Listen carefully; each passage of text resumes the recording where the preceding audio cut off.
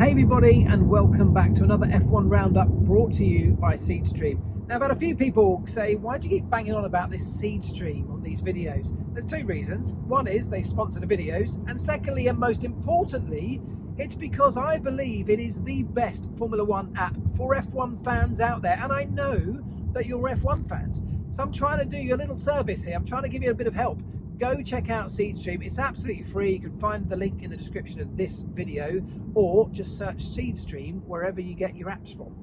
Right, today we're of course rounding up the Azerbaijan Grand Prix. I am on my way home, having come from the studio. I've been commentating on the race today for BBC Radio 5 Live, and it was an utter privilege to do so. I absolutely loved it. It may have had moments where there were DRS trains and there may have seemed like there was not a lot happening, but for me, I love to get into the detail of strategy, and it was quite a strategic race today. I'm always trying to figure out what the drivers are thinking, what the pit wall are thinking, what plans they might be coming up with to try and help their drivers to catapult themselves up the grid. There's a lot of thinking goes on in a race, particularly like the one today, and I thought it was absolutely fascinating. It was obviously a great day for McLaren. Oscar Piastri drove a phenomenal race. He started second on the grid, of course, found his way past Charles Leclerc in the Ferrari, and I thought it was a really mature drive, a really patient drive, a sort of careful, considerate. It was under massive pressure. He even called it the most stressful afternoon of his life, and I can see why, because for at least half of the Grand Prix, he had a bright red Ferrari really close up behind his rear wing in his rear view mirrors on a circuit where you just do not have any scope to put even a foot wrong, you know, millimeters either way, and you are in a wall. He didn't do anything wrong today. He dealt with that pressure for a sustained period of time and came out on top as a result. He thoroughly deserved that win today, and I thought it was excellent. Something he really needed, because over the course of this week, all of the talk has been about his teammate. It's been about Oscar playing second fiddle, if required, to Lando Norris in this championship fight. And yet in the end, it was Lando that actually helped Oscar to the race victory. Excellent stuff from McLaren all the way throughout. We'll talk about Lando because I think he had a really strong race too. Either of them could have been given driver of the day, with Lando being so unfortunate in qualifying, getting hit by that yellow flag just at the wrong moment on his flying lap, knocked out in Q1 and having to start the race from 15th on the grid. Nobody at McLaren would have woken up this morning expecting that they could have got a first and a fourth place, so far exceeding everyone's expectations. A large part of that, though, was just testament to the wonderful drive of their two drivers, but also some brilliant strategic decisions and getting decisions right from McLaren's pit wall. That's something we've all been a little bit critical of at recent races, where they've been getting a few things wrong, leaving points on the table. We talk about them learning to get back to winning ways again after such a long drought, a long period of this. Today, they really put it all together. There's no way we can really criticise anything about McLaren today because they kind of got it all right. With Lando getting up to P4, not only was it damage limitation from what it could have been in the big championship picture with Max Verstappen, but he managed to overtake people. They put him on that offset strategy, which I think was there's a lot of sense in that, starting on the hard tyre, where temperatures were really high and the fuel load, of course, was really high at the start of the race, going deep into that Grand Prix, then switching on to the slightly more compromised medium tyre. But by the time he switched onto it, of course, the car was a lot lighter, having burnt off most of its fuel. The temperatures, although they hadn't dropped by much, had dropped a little bit. The teams and the drivers around them had spaced out slightly on the racetrack, which means there was a little bit more clear air than there would have been at the front. So all of these factors contribute to being able to look after a medium tyre later in the race, as opposed to having to be really quite racy on it in the opening laps, which was the case for most other people. So that was a good decision by McLaren. They also made a really good decision to get Lando Norris to hold up Checo Perez to aid Oscar Piastri coming out after his pit stop ahead of him. And that was a key moment in winning the Grand Prix. Lando did his duty there. He did a really good job of holding Checo up. It was only really for a few corners, but it made the difference and really helped out his teammate. So solid stuff all the way through that McLaren field today. The other key moment that really helped Oscar Piastri, particularly to win that Grand Prix, was the decisive move that got him past Checo around lap 20, I think it was, when they were on the hard tyres in the second phase, going into turn one, that big lunge under braking, that caught Charles Leclerc by surprise, but getting past him so early was decisive because it meant he spent most of that Grand Prix in the lead of the race, where it's so less detrimental to your tyres, as opposed to Charles Leclerc finding himself in second after that move and in the dirty air of the McLaren, and that really cost him, because although he was desperately trying to hang on for such a long period of time, you will have seen with about 3, 4 or 5 laps to go, the tyres on Charles Leclerc's Ferrari just disappeared off the performance cliff. You started to see the back end of the car just sliding around all over the place. That only elevates the temperatures even higher, and the problem just gets worse and worse and worse. It broke the DRS gap to Oscar, and Oscar was able to break away and just have a little bit of comfort in the closing laps. But it was all down to making that decisive move early. Really, really key. He could have, of course, looked after his tyres for a long period of time, tried to make the move late, but he'd been suffering in the dirty air, and they knew that. They got that very, very right.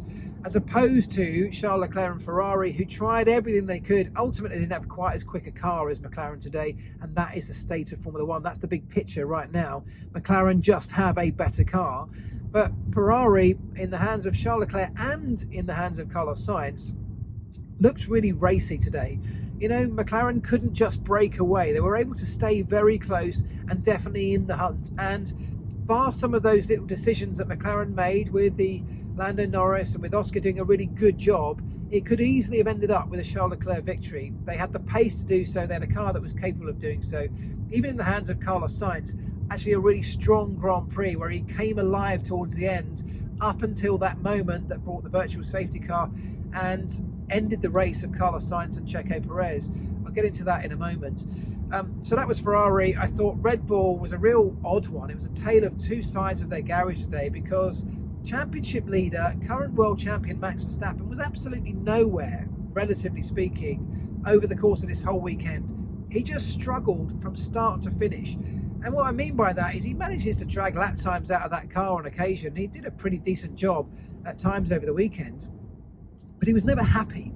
He was never comfortable. He was always complaining and moaning and being frustrated by the way that his car is handling, bouncing at the rear, literally the rear wheels leaving the ground, losing traction where you spin them up and overheat them and exacerbate the problem. He's got this issue. It's a fundamental issue with that car, and the upgrades they've brought, although he says they brought some improvement, didn't fix that. Worryingly for Red Bull, the upgrades that they've got coming, which they hope might fix that, or at least go some way to fixing that problem, and some of the fundamental issues they've got with their car, won't be coming until Austin in Texas in 2 races' time, which means they have to go through Singapore, a racetrack that hasn't really suited their car, where they've really struggled on at times in recent years, with the car that they have right now. Now that's a circuit that Ferrari like. It's a circuit that McLaren, I'm sure, are going to be strong at again. Another massive opportunity for those guys to really haul in some of the points deficit to Max Verstappen in the Drivers' Championship.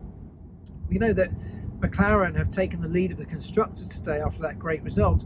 Ferrari are also pretty close, and Singapore will be a big opportunity if they can get both cars ahead of the Red Bulls, and that's a realistic opportunity for them. That could make a massive dent and really shift the Constructors' Championship from Red Bull leading to potentially even looking to hang on to 3rd place. That's a real change, isn't it? Not something we would have seen coming at the start of this year. On the other side of the Red Bull garage, with Checo Perez, it was a totally different story. He was a new man today, a strong Checo who was happy, who was comfortable, who put in a really solid and strong performance in that car. Red Bull even think he could have been in a position to win the race, had it not been for a few little minor incidents, like Lando deliberately holding him up in the middle phase to help out Oscar Piastri. He thinks that if he'd got ahead of, or Red Bull think if they got ahead of Oscar in that pit stop phase, there's a realistic chance they could have been in with a shout for the Grand Prix. And I actually don't doubt them. He had so much confidence in that car. It was like watching the two drivers drive completely different cars on either side of that Red Bull garage. Verstappen got a little bit lost with setup going into qualifying, and the changes they made hampered them in qualifying, but because of the Parc Fermé rules, they weren't allowed to go back on those for the race, and it cost them all through the Grand Prix as well. I think tyre life suffered as a result of that. So two different stories today at Red Bull in quite dramatic fashion, in the opposite way round to which we've become accustomed to seeing them. So that is McLaren, Ferrari and Red Bull. I want to make a big shout out to the two youngsters at the back of the top 10 that picked up points today.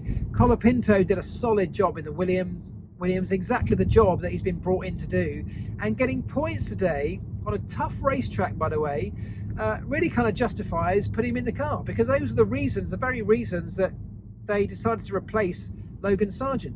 A, that he wasn't able to score points on the days when the Williams car was capable of it, and they needed him to be able to do that. Well, Colapinto did that today. And secondly, to keep it out the wall on a regular basis. Now, I know that Franco Colapinto did that early in the weekend, but on race day, he managed to keep it nice and clean, under control, a solid, really solid drive that brought valuable points. Really valuable points, because in that Constructors' Championship, with Alex Albon scoring as well, that'll be a big haul of points, which translates into a lot of money. And in a phase where Williams are trying to build something big for the future, that money and that status in the championship is key. So a really solid job for them. And also, let's not forget young Ollie Behrman, the first man to make two races in a row after a debut. So a debut, then the race that followed it, for two different constructors, and score points on both of those. Absolutely phenomenal, really solid result. We know that he's driving the Haas full-time next year, but today was all about gaining experience with that team over a Grand Prix weekend, and he did that in absolute style. It was a class act to score a point in a debut for that team in a really tough circuit. Same for Colapinto, where the walls are so close and the tiniest of mistake will cost you dearly. Neither of those guys really did anything to harm what was a really solid outing for the pair of them. It'll do them both an absolute world of good in terms of confidence too. So well done to them. Really, really well done to McLaren. I think, who have we missed? Mercedes. A little bit anonymous for Mercedes. Unbelievable, quite frankly, that George Russell managed to get onto the podium. Even he wouldn't have expected that, and it came at the expense of that crash. Oh, let's talk about the crash. Whose fault was it? Personally, for me, it was a bit of a racing incident. It was one of those careless incidents that actually I think both could have probably avoided. If we really want to apportion blame, and I'm really not one for doing so unless there's a good reason or it's really obvious, I think you could probably say that Carlos Sainz had a little bit more in that than Checo Perez. He was drifting over to the left. He says it did it on almost every lap, but of course on every other lap there wasn't a car to his left-hand side. But equally for Checo Perez, and that's happening right in front of you, you can see it happening. You've got the opportunity to move out the way or back off. So either could have avoided it. It was just at very high speed, and the slightest of contact resulted in a big crash. So the stewards are still making their mind up as I record this video, but for me, a bit of a racing incident. That's my take. I'd love to know your thoughts on that and on everything else that I've discussed. If you enjoyed the race, let me know, and I cannot wait to see you for another video very soon. And in the meantime, go check out Seedstream. You won't regret it.